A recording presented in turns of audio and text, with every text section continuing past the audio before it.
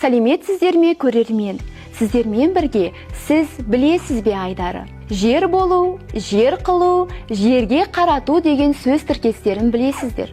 Бұл тіркестерді ұятқа қалды, абыройы түсті, беті күйді деген мағынада қолданамыз. Жер сөзі жеке алғанда түсінікті сияқты, алайда мұндағы жер сөзінің төркіні басқа. Бұл тіркестер қалай пайда болды? Көне түркі жазба ескерткіштері тілінде үйір сөзі ұялған, қысылған деген мағынаны білдірген. Үйір болды деген сөйлем кісі ұялып қалды.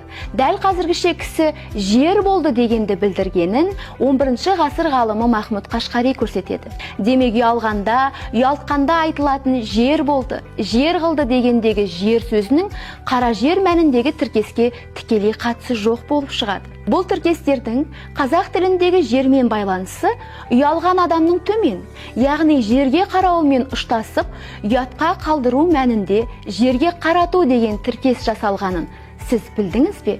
Пікіріңізді міндетті түрде төменге жаза кетіңіз.